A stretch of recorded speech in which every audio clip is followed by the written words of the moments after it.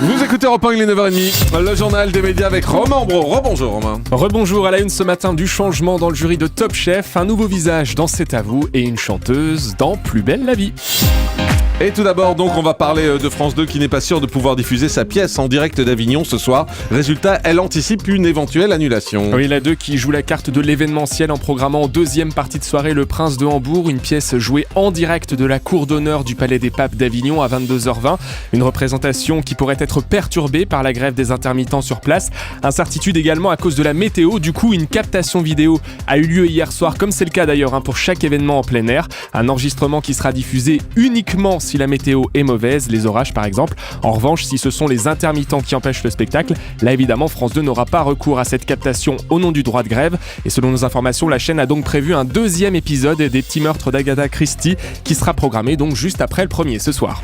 Du changement dans le jury de Top Chef. Le chef Thierry Marx a décidé de jeter l'éponge et ne participera pas à la prochaine saison du programme culinaire d'M6. Il préfère se consacrer à ses multiples activités et abandonne donc la télé.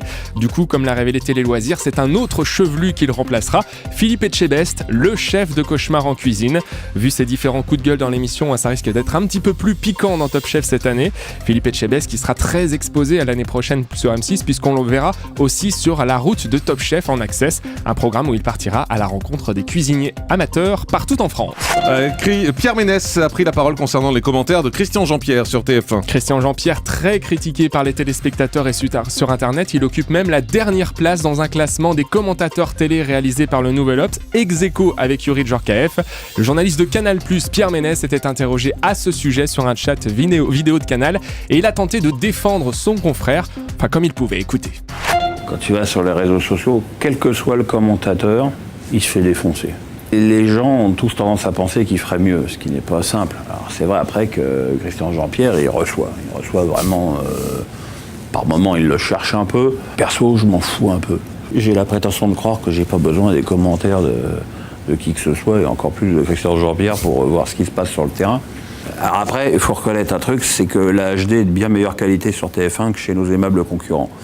Donc c'est vrai que quand le match est multidiffusé, je regarde plus sur TF1 pour la qualité de l'image.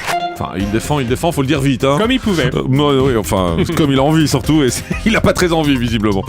Et puis si vous n'étiez pas avec nous hier, on revient sur ce qu'a dit le patron des programmes de TF1 qui était notre invité dans ce studio. Fabrice Bailly, invité du Grand Direct des médias pour le bilan de l'année et les perspectives pour la saison à venir. Il nous a dit que la une a abandonné The Best, pas de saison 3 en raison des mauvaises audiences de cette année. Incertitude également sur Splash, où la une n'arrive pas à boucler le casting. Idem pour Masterchef, où des réflexions sont entamées avec Shine France pour apporter des modifications au programme, et si ça revient, ce ne sera pas avant 2015. Fabrice Bailly, qui n'a pas enterré l'émission Ce soir on chante, animée par Estelle Denis, mais a précisé qu'il fallait trouver le bon artiste à mettre en avant. Le patron de la une qui a renouvelé aussi sa confiance à Christophe de Chavannes, qui reste un visage de la chaîne. Même chose pour La Gaffe, qui prépare en ce moment les tournages de Boom, un nouveau jeu pour l'Access. Et puis un nouveau visage dans C'est à vous sur France 5. Anne-Elisabeth Lemoine qui quitte la nouvelle édition, l'émission de la mi-journée sur Canal+, pour rejoindre donc la bande de C'est à vous à la rentrée.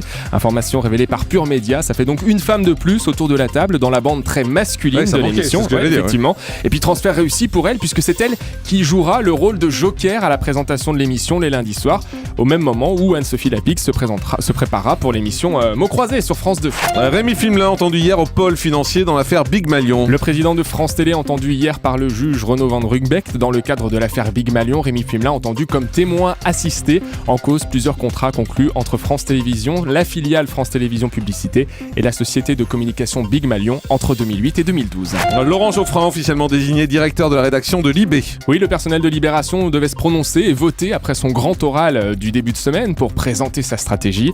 Nomination approuvée à une faible majorité, 112 voix pour, 100 voix contre et 14 bulletins blancs. Une chanteuse va rejoindre le casting de la série Plus belle la vie. Tal, qui participera à cette aventure hors du commun, la chanteuse incarnera son propre rôle. Elle posera ses valises au Mistral le temps de quelques épisodes. Un événement pour célébrer les 10 ans de la série de France 3 et un joli coup marketing aussi pour Tal qui séduit les plus jeunes et qui va donc séduire un nouveau public un peu plus senior.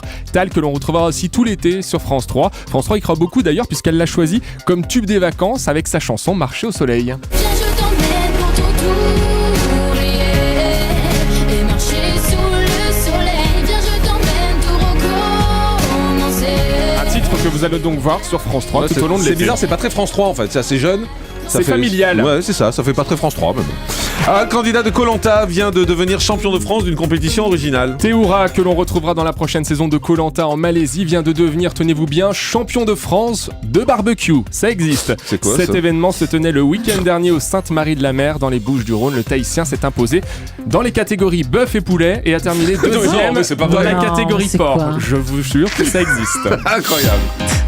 Allez, on termine avec le chiffre du jour. 13, c'est le nombre de villes traversées par la tournée d'été de TF1 qui démarre aujourd'hui et ce jusqu'au 18 août. 4e édition pour ce rendez-vous estival qui dévoile aux vacanciers les coulisses de la chaîne sur leur lieu de vacances, sur place, des jeux, des animations, des séances photos avec les animateurs.